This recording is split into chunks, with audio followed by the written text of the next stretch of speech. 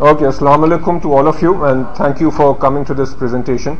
I'll quickly tell you what the plan is for today, and this is also being recorded, so I plan to just upload this on our website. Those who couldn't make it today can then listen to it later.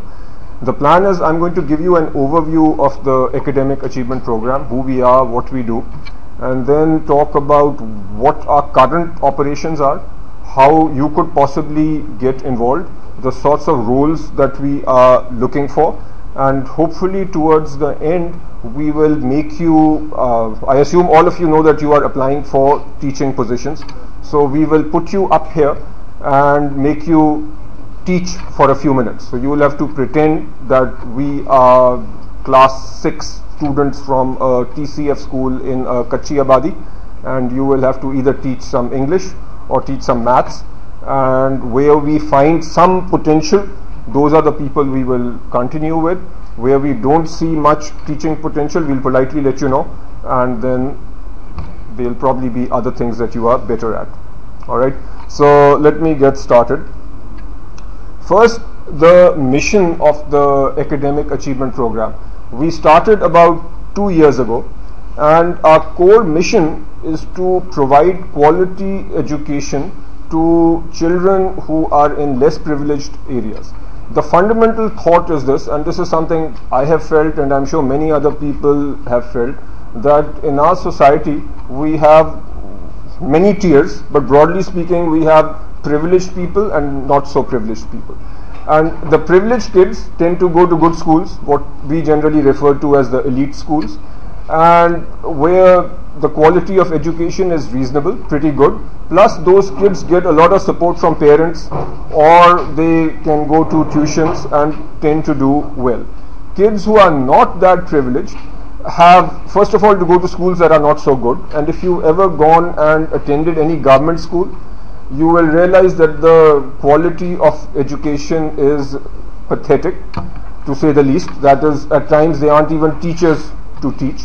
If you go to a school like TCF, that is better than government schools, but still there is absolutely no comparison between the education that a kid would receive there versus education at even a city school. So then what happens is, even the brighter children that go to a school like go to say a TCF school, they don't really get an opportunity to do that well in life. So the most that will happen is a kid who is the son of a fruit seller will grow up and maybe become a police constable. So our mission is that to go to these schools, and there are some kids there that are really hardworking, really bright, really motivated.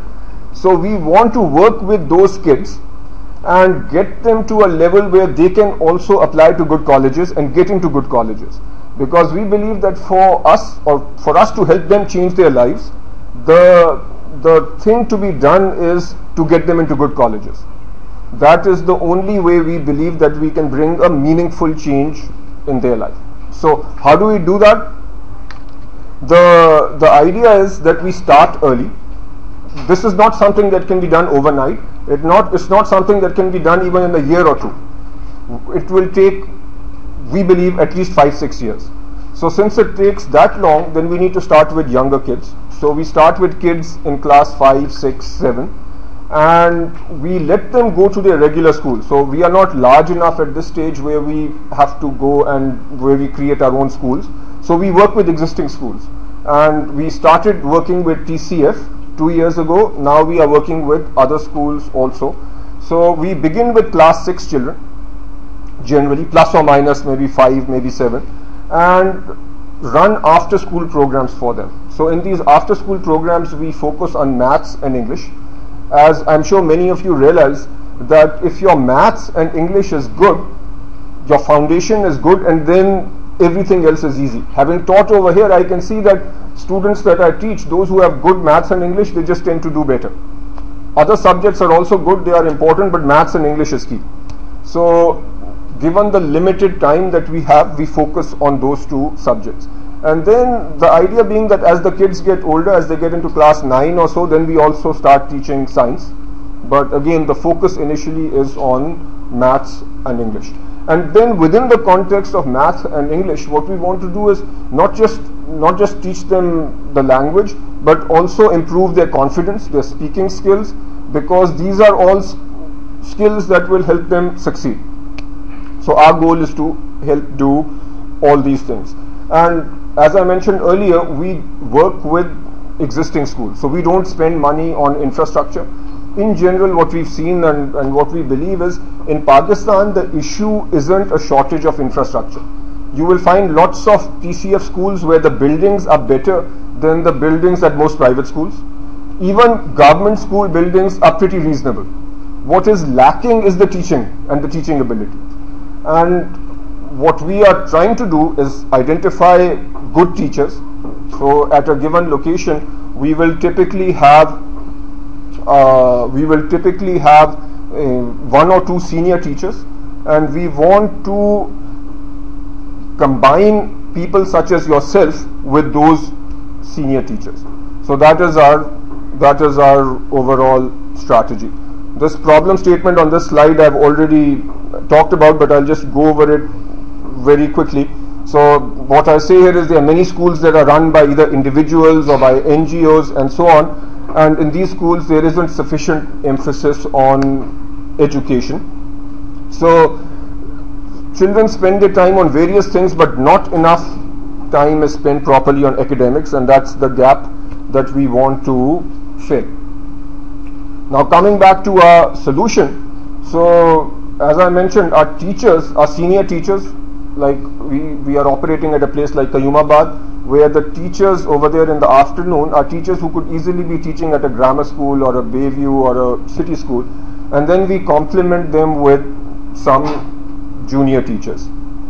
And essentially we are working with them roughly 2 hours a day, 4 days a week, and in that time we are trying to raise their level. Again, it is a tough challenge, but we believe that it is something that needs to be done. In terms of the way our program is structured, we have 1 or 2 senior people and then junior teachers, as I mentioned. We might start a weekend program, but are not doing it right now.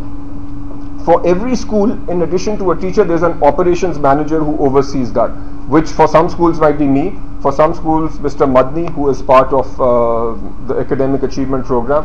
So our job is to go and make sure that the operation is running fine. We provide teacher training and teacher support. So in terms of what needs to be taught, how it needs to be taught, we support our teachers. Okay, right now we are at a few schools, but obviously have an ambition of becoming much larger. So specifically where we are today and what we do, we are actively engaged with 2 schools.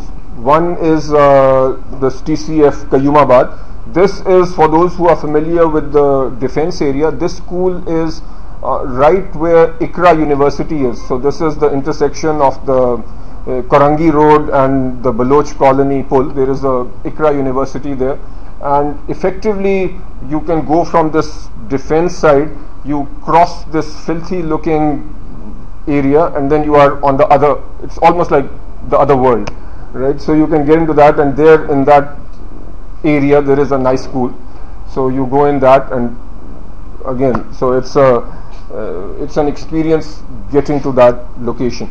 Fortunately for those who live in the Defence Clifton area, it's not that far, so it's quite accessible. There we are conducting classes for 6, 7, 8 and 9, and for classes 6, 7 and 8 we do maths and English, and in class 9 we've also started teaching biology. The biology and the chemistry is in Urdu. Okay, we are also operating at TCF Garden, which is actually down the road here, so it's a few minutes from here, and a number of students from here have been involved there already. One is Nida, who's sitting at the back, so she worked as part of AAP, and later on I'll have her speak also, and now she works for Teach for Pakistan. So there we are doing classes 6, 7 and 8, maths and English. We are also in the process of starting at a school in the Zamzama area in Defence. So that's called the Balandi School. It's a government school where a private organization has gotten involved, and Nida is actually working there now. So when I call her later, she can talk to you a little bit about that program. So there also we want to get engaged. Okay, I'm going to describe the role of teachers shortly, but just to give you a rough sense, at this stage we are looking for 6 teachers from here, or from the IBA group. We want to have 2 IBA, as in your students, but in this capacity you will be teachers. So we are looking for 2 teachers per location. So 3 locations, we are looking for a total of 6 people. Alright, the approximate job description. So your role, at least initially, is to help teach maths or English or both to these students of 6, 7, 8. But the role isn't just pure maths or English. The role also involves improving the confidence level of children, helping them speak English, and so on. Some of the things that we've done is gotten them involved with plays, and there, when they get involved in plays, they are speaking, their confidence is improving, their English is improving, their interaction skills are improving. So these are all things that we work with. In terms of timing, we are looking for people who can work Monday through Thursday from 2 o'clock to 4 o'clock. If this is a huge constraint for somebody who can't do it all 4 days, then people can let us know what are the 2 days that you can work. Now here I want to emphasize a few things. When we talk about this job, this is not a volunteer role, first of all, so we pay. And the reason we pay is that when we pay, we are expecting that those who sign up take this seriously. What is not acceptable is the morning of a given class calling in and saying, "Sir, aaj mera imtihan hai, main nahi aa sakta." Okay, so if you knew there's an exam, then that has to be planned earlier. When would you like us to start? Like, when will you actually start teaching? Actually from January. Not February. Can we start in February? So they will be, for example, in the forms that you've given, we can update your information. So if you have a constraint that you can't start till a given date, you let us know. Okay, so we will then obviously look at your constraints and our needs and try to do a match-up. But the one thing that is not negotiable is we want you to be fully aware of the challenges of what is involved. This is not easy. It's not easy to give this time and 3 days, 4 days a week in the afternoons on a committed basis. It's not easy. So, and some of these locations are not that easy to go to. So Garden West is nearby. Actually, we have picked locations initially that are not that hard to get to, but still one needs to get there. So before formally signing up, you have to indicate which school you are interested in, and I want you to go there and first make sure you've been there, seen the location, and are comfortable going there. Somebody came to us, said he wants to sign up, and then a week later he says, "My parents did not allow me."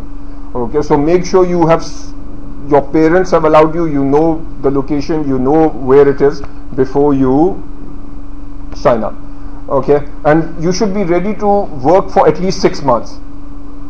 So given only those who can meet all these constraints are the ones who should come up and present a demo of their teaching skills. Otherwise, no point taking your time or our time. So at this point, I'll take a small break, but I'll have Nida come up and she can talk about her experience. So Nida, why don't you come here? I want this recorded, and you can present the positives as well as all the challenges. I don't want to sugarcoat this activity. I want you to know exactly the pros and the cons, the challenges and the difficulties. So basically, now you all know what this job is, but there are just 2 points which I want to cover. As sir has already mentioned that this is a paid project, right? So you don't need to take it very easy. The first and the most important thing is responsibility associated with the job, because you are responsible to those kids who are coming or they are staying back after school just to study from you, right? So you need to understand that this is a huge responsibility, and you have, like, now that you are working with AAP or you are planning to work with AAP, the mission, you need to understand it. That is to bring those students on the level where they can compete with the students of good private schools, right? So you need to focus not only on academics, but you need to focus on life skills as well. Like sir already mentioned, communication skills. You need to develop critical thinking. You can do it, because the time, though it seems like it's 2 hours a day, you can actually take out small segments from that particular time and utilize them so that you maximize your influence on those students. And secondly, from my very limited experience, I've realized that you will only enjoy teaching if you make it a shared learning experience. At the end of each day, you make sure that you learn something from these students, and they will also, and you need to make sure that they learn something from you as well. But when you come back and you think of the time you spent in the classroom, you need to understand that there must be some things which you have learned from those students, and they will make you a better teacher every day. So you can use that as well. The challenge is, it's difficult to take out time, but once you sign up, it's just a request that do not make excuses for not performing well. Now that you are planning to sign up for this thing, it's a serious business, and you should accept this first of all. And as far as the students are concerned, they are really bright students. We tend to underestimate the students, that they might be coming from some underprivileged area, so they might not know academically. Yes, they might be lacking the knowledge, but they are really bright, and most of all they are motivated. So that will be your advantage. Once you have those kids who want to learn, you can teach them anything you want. And so that's good. Okay, thank you, Nida. Okay, just I'll make one more point here, and just building on what Nida said. Just imagine this. So these are kids. They are in school all day. In the evening, they'll go and help their father sell something in the local shop, or help their mothers with the cooking in the evening. And still they are, out of their own desire, they are there in the afternoons, which are pleasant these days, but in the summers without any electricity it is pretty hot. So these are kids who, despite those circumstances, are there out of their own will studying. Okay, I brought my own kids over here and I tell them, look, you guys have everything and you still complain, and here they are kids with so little, and yet they are enthusiastically wanting to study. So when one sees this spirit, that is one of the things that I learn and that you can learn when you are involved here. So IBA kids also will find all sorts of excuses and so on and so forth, but when you see these kids, at least some of them, I think you will be inspired yourself. So that's one of the learnings that I'm sure those who get involved will take away. And again, as a disclaimer, only a small percentage of the people in this room will get involved in the short run. Inshallah, in the long run, we'll be a much bigger operation, so we can take on more people. But here, we are most interested in taking people who have the right spirit, the right attitude, and the talent. Okay, and I'm hoping that we can find at least 6 such people in this room. All right. Okay, so how can you help? The one obvious is the becoming a teacher, which is what we are mostly here for. But if you don't become a teacher, but you believe in the value of what we are trying to do, you can help in other ways. You can help find other teachers. If you come from an area where you think you know a school that would help from this program, let us know. Then we go speak to that management and get involved there. You can support us in marketing activities. Many of you spend a fair amount of time online on Facebook and other social networking websites, so you can help spread the word about AAP. And when we get involved with plays for our kids, then people who can help in that area can get involved on a shorter term basis, so that's less of a commitment, but it still gives you exposure to the kids and the sort of work that we are doing. So main action item for today is to focus on finding teachers, but there are other things that you can get involved in. Something that I'll try to do also, and something that maybe you can, between the administration here at IBA and between the students, I would maybe like to identify 1 or 2 coordinators from IBA for AAP. So that's another side item that we might get involved with. Very briefly, who are the people behind AAP? This was started as trustees by two people. A gentleman named Adnan Lawai, who's a friend of mine. He's the CEO of a software company, was based in Karachi, but now he's based in the US. And by me, most of you probably know me. If not, you can ask me later.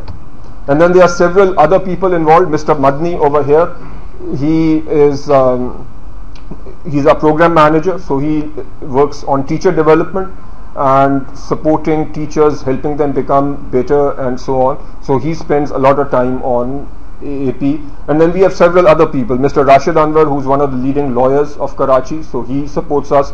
Riaz Kamlani, who's a vice president at the Citizens Foundation, he's one of our advisors, and so on. So there are several people from the industry who are involved in this effort and believe in this cause.